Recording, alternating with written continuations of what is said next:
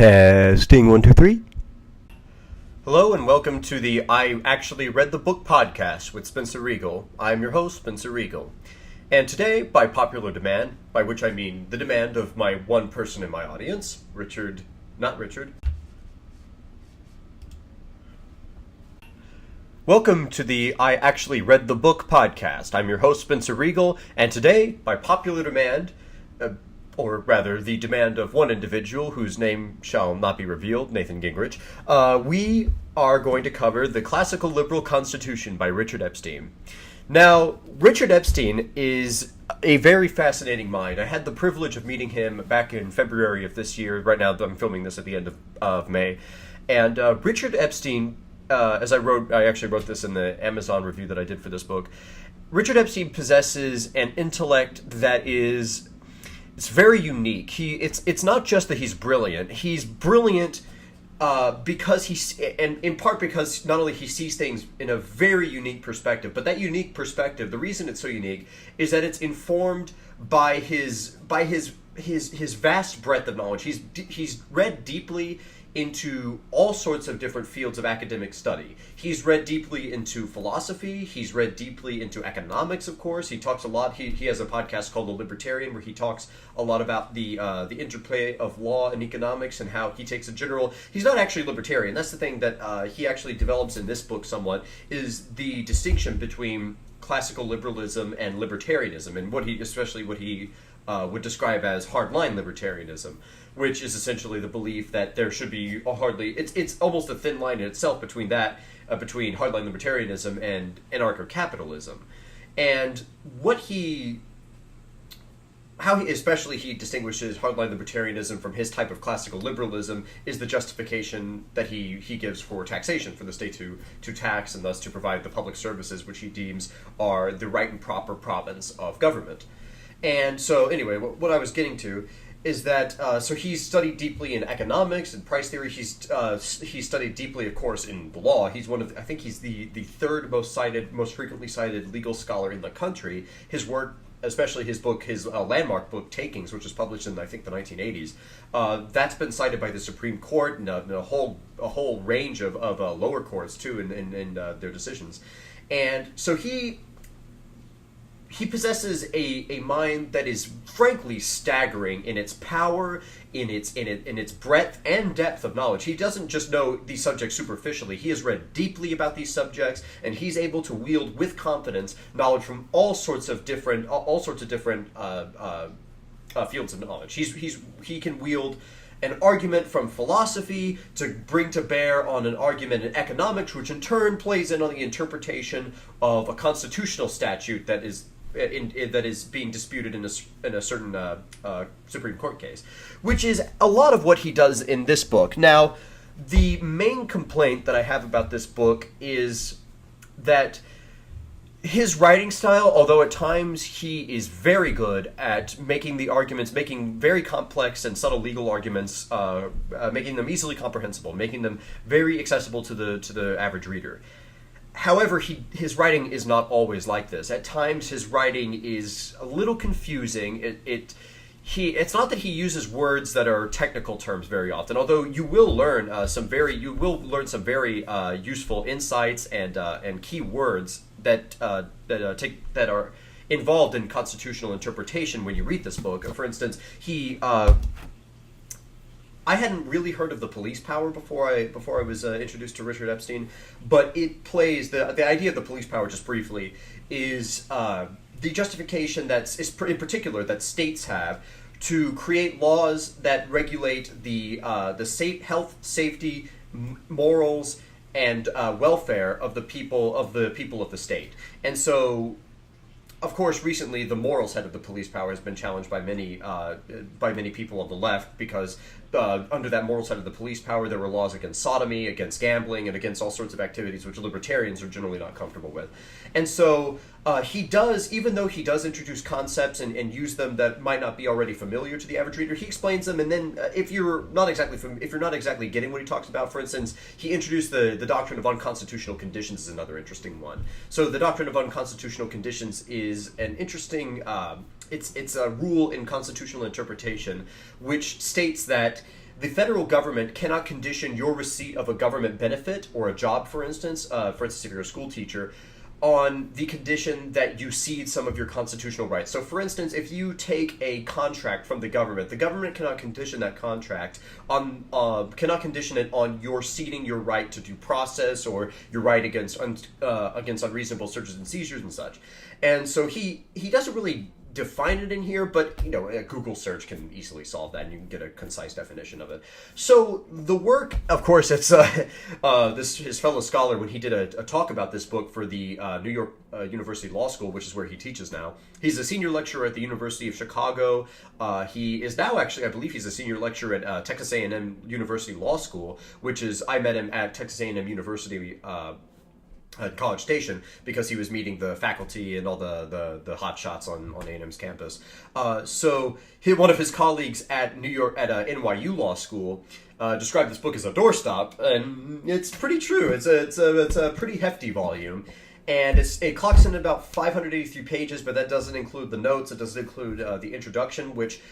What I said in my Amazon what I said in my Amazon review is that the first three chapters, the introduction and the conclusion, are all excellent summaries of the most important points that he makes about constitutional law and how we should look at it. And I think that they would make a standalone. Now, of course, he wrote them with the knowledge and with the intention of writing more, of course. So I don't think that in their current state, it wouldn't make a whole lot of sense, because he alludes to the fact that he'll talk about things in the future in the future chapters of the book. So I don't think perhaps in their current state they could form a separate volume. But I think if he distilled the arguments that he makes in those chapters, he could easily create a much more concise, much more accessible volume than this behemoth which we have here. Now, it's 583 pages, but in addition, the text is often very difficult to pin down what exactly he's saying. And it's because he has a writing style where he's integrating all sorts of different knowledge, all the knowledge that he's acquired by studying all these different disciplines, and he's bringing them all together. And in that because he's doing that, it's often his thought is very hard to follow. It's not that the words are again, as I said, he doesn't introduce a lot of jargon. He doesn't use too many technical words, but it's the fact that he is integrating so much knowledge from so many different fields that when he seems like he's jumping around. So you'll be reading a paragraph, and the first sentence will make a good amount of sense. And then you'll read the next, or the first sentence will make a good amount of sense. You'll see the general point that he's making. And then the next sentence after that will seem to come out of left field.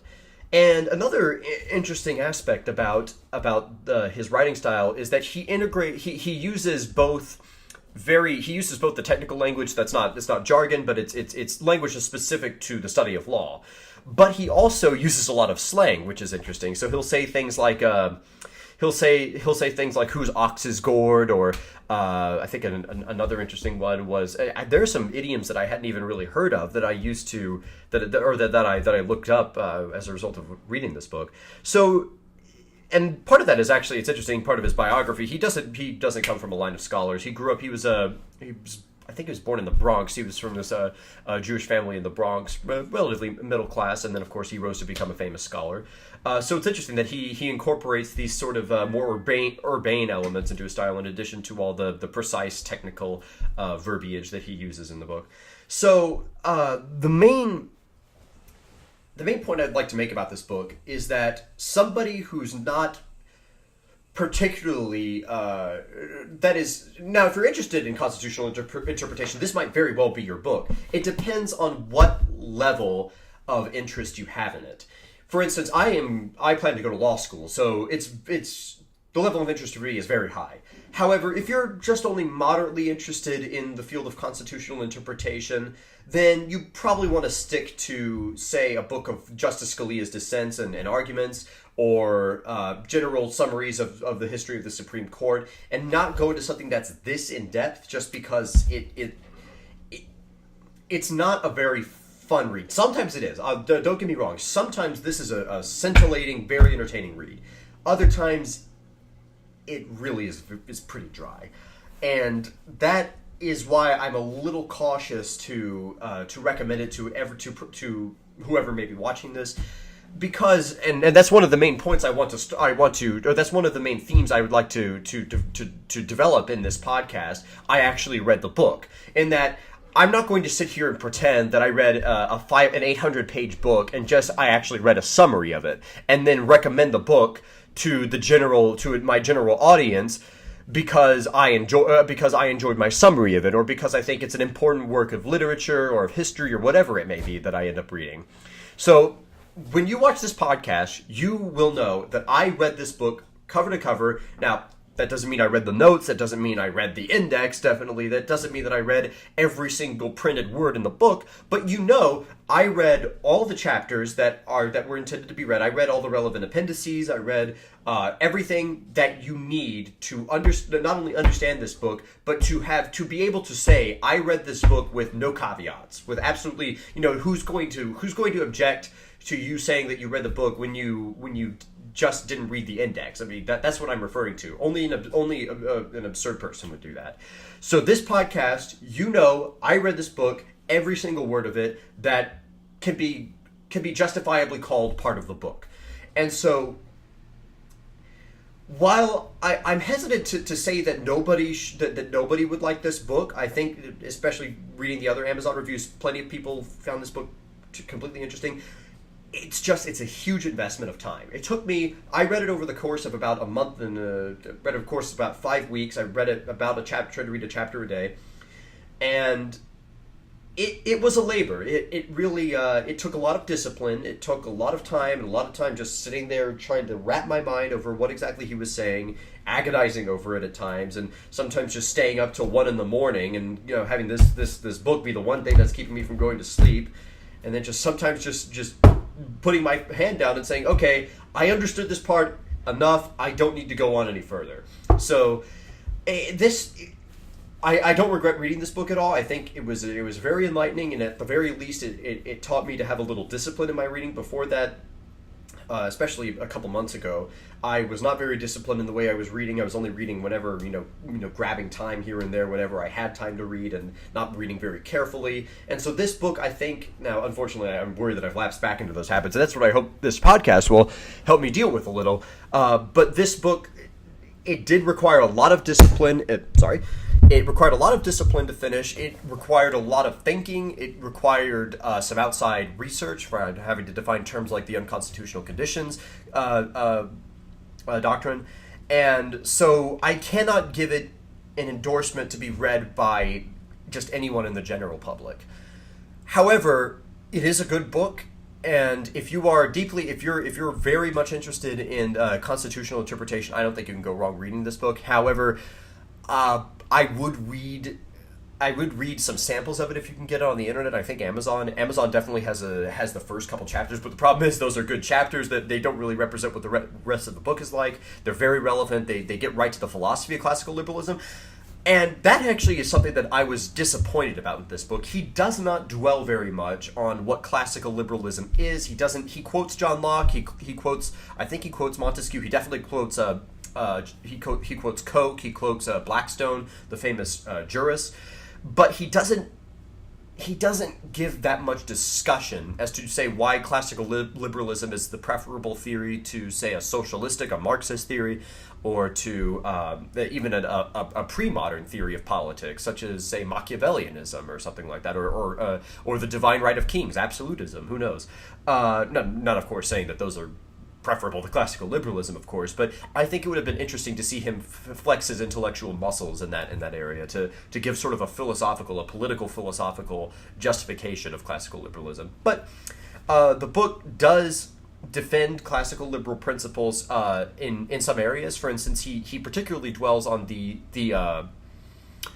economic implications of instances in especially Supreme Court jurisprudence, and he talks a lot about the 1937, what he calls the 1937 revolution in Commerce Clause jurisprudence. And 1937, of course, is when a lot of the New Deal legislation was actually the first round of New Deal Supreme Court cases. The court actually struck down. For instance, it struck down I'm not sure if it was the Tennessee Valley Authority, but it did strike down some provisions of New Deal legislation. And then that's when Roosevelt threatened to pack the cord, and then there was that backlash against it, and then he didn't do it. And then, but in 1937, the court actually upheld a lot of the New Deal legislation under a broadened reading of the Commerce Clause, which extended to manufacture, to industry, to pretty much anything that impacts commerce, interstate commerce in any fashion, such that in one court decision, which I'm embarrassed that I don't remember what it is. Goodness, I'm sorry. The name of the case is slipping me at the moment. It's a very, very prominent case, but it was resolved in that case that a man who was growing food on his own farm for himself, for his own consumption. He wasn't selling it in any market whatsoever. His activity could be regulated by the federal government under the Interstate Commerce Clause of the Constitution, because his cultivating his own crops and eating them himself impacted interstate commerce by virtue of the fact that his eating his own crops excluded his buying other people's crops. Instead of buying crops from out of state, instead he purchased seed, I guess, to make his own crops and then ate it himself, which I think anybody could tell from there. You don't have to be a legal genius to understand that destroys the distinction between interstate commerce and intrastate commerce. That at that point, the delegation to the states of the right to relegate intrastate commerce becomes farcical. It becomes nugatory. If the federal government can regulate any activity that impinges or affects in some way any part of interstate commerce, then it's almost ridiculous to say that there are any bounds on what the federal government can regulate. Because anything, to some degree, the butterfly effect, that anything to some degree, for instance, my lifting up my cup here may create some gust of air that's ultimately going to impact the stock market in China. Who knows? So it becomes absurd. And he does talk about how in 1995 in U.S. v. Lopez, the court, in a way, seemed to be going back to the old principle, the old limited principle of interstate commerce. Because in U.S. v. Lopez, the absurdity of this broadened this broadened version of the Commerce Clause came to a fore when the Supreme Court, when there were arguments made by the dissent, for instance, by Justice I believe it was Justice Ginsburg made the most famous dissent in that case, made the argument that the schools, that it was the national gun safety, or the safe schools, I believe it was the Safe School Zones Act. It was this federal piece of legislation was passed by Congress in the 90s in response to school shootings, and what it under the federal statute, Lopez was convicted. It forbade anybody from possessing a firearm around schools within a certain distance of the schools, and it was struck down because there is nothing in the Constitution, unless you subscribe to this broadened version of the commerce power, that would permit Congress to legislate in that area. That it is not part of the powers that are delegated to Congress in Article 1, Section 8. But the dissenters, of which there were four, it was a 5-4 decision.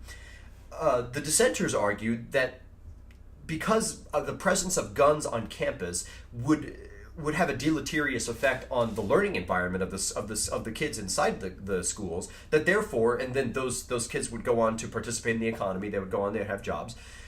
This would, in this very indirect way, have an impact on interstate commerce. And so he talks about how the majority in that case was right to discard this interpretation of the Commerce Clause, because again, the butterfly effect, all these considerations render nugatory, render almost obsolete, render ineffectual the distinction between intrastate and interstate commerce, or really anything that the federal government can't regulate. I apologize. I lost my train of thought there. Just giving a general review of this book, I would say that to give a summary, his general argument is that even though he quibbles, I will say, I cannot imagine that there is a single Supreme Court case in the entire history of the court where Epstein agrees with both the results of the case and on the grounds on which the case was decided. I would be very surprised if there were 10 cases throughout the history of the Supreme Court where he wouldn't quibble with either the justification for why the Supreme Court decided the way it did, or why the whatever opinion has become the most prominent. Whether it was Justice Marshall, he quibbles with some of the things that Justice Marshall has to say, or whether it's Scalia. I believe I heard that he and Epstein had a debate back in the 80s about. Of course, Scalia is the most prominent originalist that the court has ever had,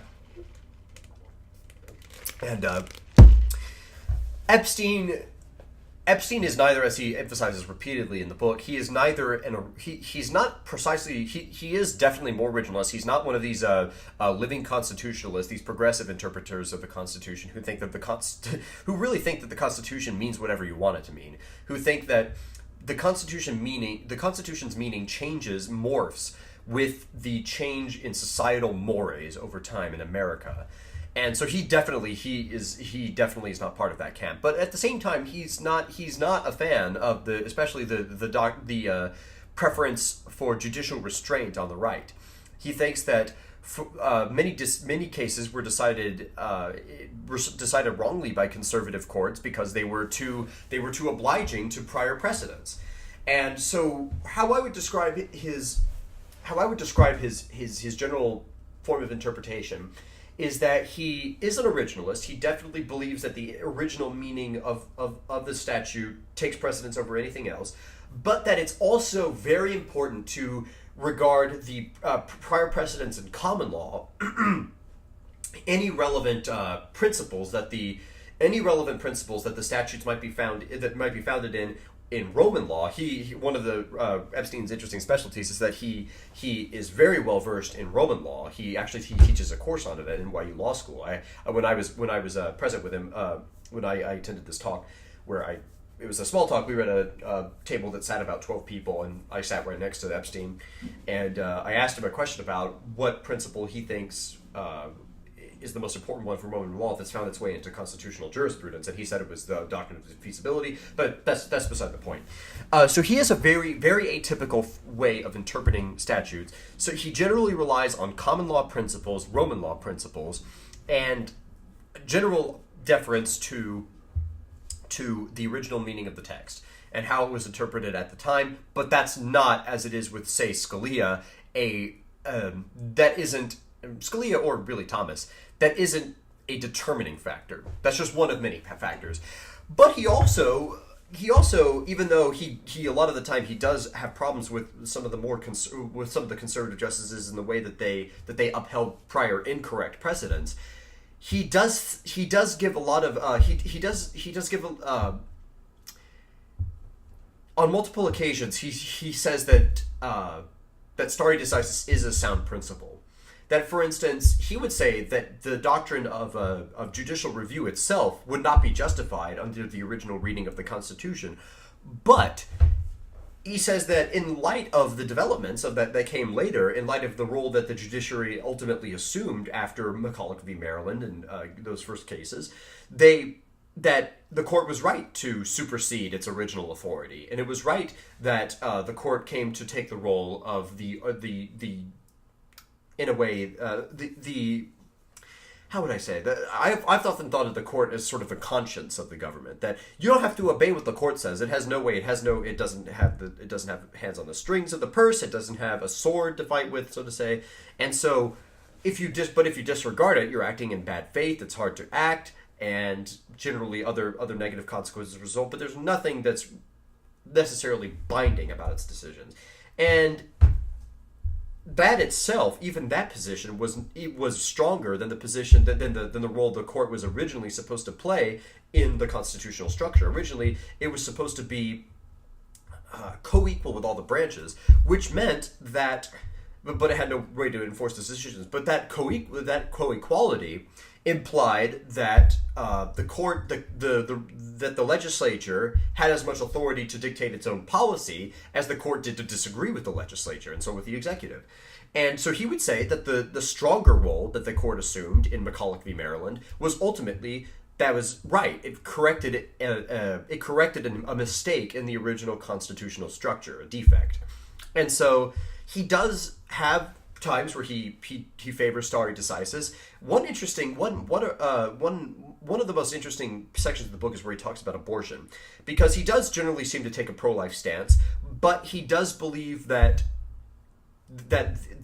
it would be ill-advised. He comes down against Roe v. Wade. He thinks that the grounds on which it's my impression that even liberal scholars agree that Roe v. Wade is a bad decision. That Roe v. Wade was very sloppily decided. That the case that there's a constitutional right for abortion is ridiculous. That at least it would be founded in the Bill of Rights, seeing as nearly every state, if not all states at the time, had laws against abortion. So it would be ridiculous to say that something is a constitutional right. It has always been a constitutional right that was illegal in most, if not all, of the states when the Constitution was ratified.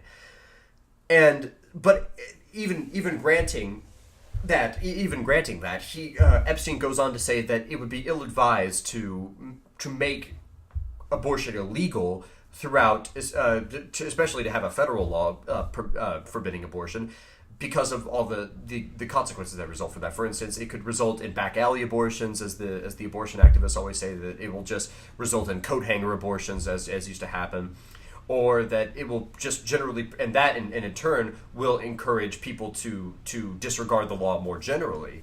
And so he does. That's another case where he comes down more on the stare decisis, or on an acceptance of the status quo, where he thinks that now that we do have laws prohibiting abortion, and most states have it, at 20 weeks you can no longer get an abortion if I'm correct about that. And so this is another case where he does come down more on it was wrong to begin with, but now that the case was wrong to begin with, but now that we've developed so much jurisprudence based off of it, and that's become so entrenched that mores have become, this is a little controversial, that mores have become generally more accepting of abortion, has become more widespread. Now that is changing. Abortion is becoming less popular among the American public generally, but I don't think there isn't much support for a movement to criminalize abortion all over at any time of the pregnancy across the board. But he does contend with a lot of the arguments that are made about personhood that deprive the fetus of personhood, and so that was one of the more interesting sections of it. So all in all, I know this is a very muddled, very not perhaps inarticulate, but not a very concise review, and not a very well organized review. But that's what this is supposed to be. I would recommend, again, this is a good book, but I don't think it's for everybody. I think it's for a very specific type of reader who's interested in constitutional jurisprudence and in classical liberal philosophy, and who is willing to stake a whole lot of time and effort in reading this book. So thank you for joining me for this first podcast. I apologize. I know how muddled my thinking is. I know that I probably screwed up a couple facts here and there. I know that this presentation was rather sloppy, but this is the first podcast, and so I'm very inexperienced at these things. So I hope it wasn't too terrible, and we'll see you next time.